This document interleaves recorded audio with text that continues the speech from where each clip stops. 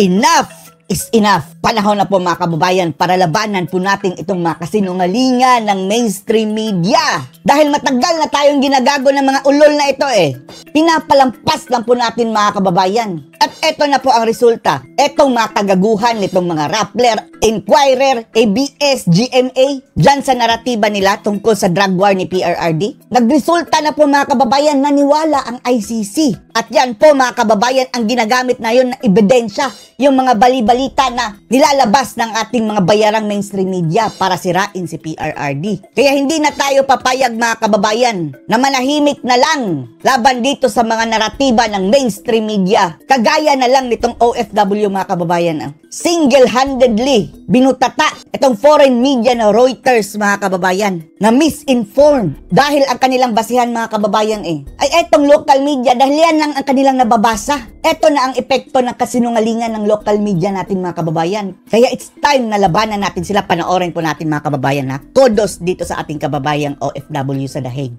You mean now? Go. Come on. What is your question?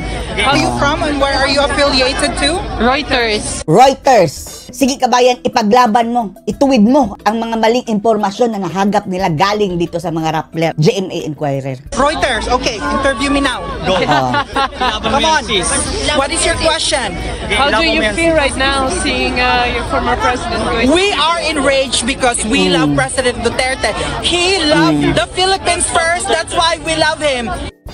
Alam niyo mga kababayan, gulat na gulat ang taga-media. Bakit ang marami dyan mga kababayan ay ang taga-suporta ni PRRD? Samantalang ang kanilang pagkakaalam mga kababayan, Duterte is a monster. Halimaw si Digong. Kinasusuklaman ng taong bayan. Kaya nagulat sila mga kababayan, bakit mayroong sumusuporta dito sa halimaw? Yan kasi ang itinatak sa kanila mga kababayan nababasa nila sa Rappler, GMA, Inquirer at iba pang mga media entities na pagmamayari ng mga oligarko dito. Kaya eto mga kababayan, na-counter. Kaya salamat dito mga kababayan sa OFW na ito. There is no fairness here. ICC doesn't have any jurisdiction in the Philippines. We are no longer, and we are not part of the International Criminal Court, and the International Criminal Court doesn't have any jurisdiction in the Philippines. We insist and we give our petition to release Duterte because he did not receive proper due process. There's no proper jurisdiction and he did not receive due process. He was illegally taken from the Philippines. So paano na yan? Dapat ibalita din yan mga kababayan ng mga media na si Duterte is forcibly taken.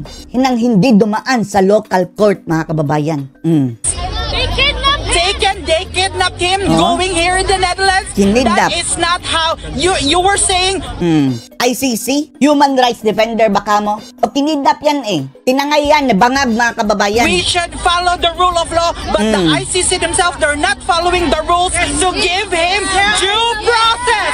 Due process. We are crying for due process for President Rodrigo Roa Duterte. To think mga kababayan ha. Random people, random Pilipino ito sa The Hague, Netherlands. Nagbunta dyan mga kababayan in support kay PRRD. Hindi yan binalita din ng local media natin mga kababayan. Ang binalita nila, yung mga bayarang anti-Duterte mga kababayan na hindi ata aabot ng 10. Tapos may kasama pang mga puti mga kababayan para bukang dumami. 2 nga lang sila nung una Tapos naging 7 ata. Tapos may mga puti pa na hindi Pilipino mga kababayan. Yan ang balandra ngayon sa ating Philippine media. Samantalang eto mga kababayan voluntaryo yan mga kababayan. Napakalamig ng panahon. Aabot ng hundreds sila mga kababayan. At kaunting-kaunti lang po mga kababayan ang Pilipino dyan sa The Hague. Hindi kagaya sa Amerika na marami at Hong Kong. At nakalikom sila ng ganyang bilang. It's fascinating. Duterte! To our country. Paliwanag yan. Sabi niya to allow ICC to intervene in our cases here in the Philippines is an infringement on our national sovereignty. Diba ang sabi, papasok lang ang ICC mga kababayan kapag hindi na gumagana ang ating judicial system o Korte Suprema. Umamin kayo, kung hahayaan nyo si Digong doon na kinidnap, tangayin at iliti sa ICC, umaamin kayo na hindi na gumagana ang ating hudikatura? O sampal sa inyo yan. At sabi pa niya, and I admire him for that, sabi niya, pag pinayagan natin ang ICC na imbestigahan ng ating mga kababayan dito para natin sinabi na ang ating justice system is Tapos ang babaw ng kanilang mga kababayan, no, reasoning, ay ano lang yan ang Interpol lang ang aming sinunod. Bulok! Sinong nag-utos ng Interpol? ICC pa rin. Walang ngipin yung Interpol sa bansang ito. Diyos mio. not working in our country. Yan ang maliwanag ni sinabi ni President Bongbong Marcos. Oh, Ano nangyari? yan ang sabi niya dati ha. Yung nambudol pa siya mga kababayan, yung bangag. What changed his mind? Nag-change ba siya ng mind o baka naman wala Hindi. siyang Right from the start, mga kababayan. Yan talaga ang kanilang plano. Di ba? Nagtataka tayo, mga kababayan. Bakit na-deny yung appeal natin sa ICC dati? Na supposedly, mga kababayan, ang unang-unang question nila is jurisdiction. Hindi nila ginawa, mga kababayan. Ang unang inappeal nila ay, wag na mahinang appeal, mga kababayan. To think na isang beses ka lang pwedeng mag-appeal doon sa ICC. Dapat unang-una i-appeal mo na wala ng jurisdiction sa atin. Ang kanilang inappeal, mga kababayan, ay nag-a-appeal kami na i-atras ang kaso o ganyan-ganyan. Nung panahon na nambudol pa siya. O na-reject, mga kababayan. Kaya alam dito nangyayari. Kasi well, maliwanag sinabi niya, nabinig mo yan, di ba, Brad Ted? Yes, it's on record and several times actually, but attorney, with all due respect, it's now water under the bridge, di ba? Kasi sinabi yon, hindi naman po nangyari yon, bagamat ang Walang kasulatan din doon, mga kababayan. Kaya nga, lahat ng sinasabi ni Bangag, mga kababayan, huwag kayong maniwala. Imahinasyon lang niya yan Pati na yung umunlad na tayo, sa kanyang utak lang yan, mga kababayan, umunlad. sinasabi Hindi niya alam ang totoong sitwasyon o deliberately, mga kababayan, budol. Budol. niya po kagabi, Pati kagabi, yung hindi pa mabuka ang kanyang bunganga, mga kababayan, parang nakakain ng glue. hindi sila tumulong sa ICC, tumulong sila sa Interpol. Kalokohan! Kaululan! Sino ba ang nag-request sa Interpol? It has nothing to do with that. Yun po sinasabi niya, no? Kagabi. Kaya ang Interpol, ang ginawa, implement yung order ng ICC. Di ba?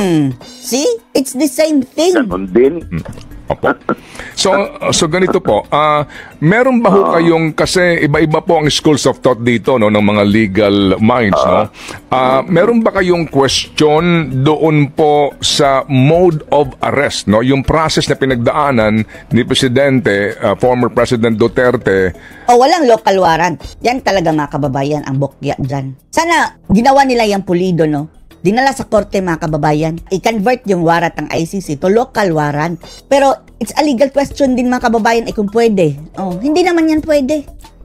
Hanggat sa siya po ay nailipad. Ngayon po, actually, nasa ere pa sila, papunta nga po sa Dumating na. Ay, kahapon pa ata ito, dahil mga meron kababayan. bang nilabag doon na anuman pong panuntunan na dapat sinusunod sa ganito pong uri ng kaso na kung saan po ang korte ay hindi local kung hindi po international, particularly ICC?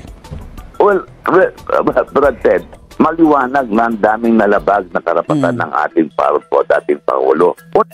Sabi pa ni Tory, kalad ka rin niya. Tapos sa pati si Hanilet, mga kababayan, kakasuhan daw ng assault dahil napalo daw niya, mga kababayan, yung pulis nabukol.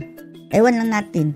Buti nga, kung wala kayong legal na basihan ng pag-aresto, Hanilet is just defending her husband. Kinidnap nyo Sige, sinong hindi lalaban yan? Una, under our Constitution, anybody, including the former President, is entitled to legal counsel and immediate medical assistance. Hindi nga pinapasok ang kanyang mga abogado, mga kababayan, na sana magpapapirma kay PRRD para sa doon sa TRO.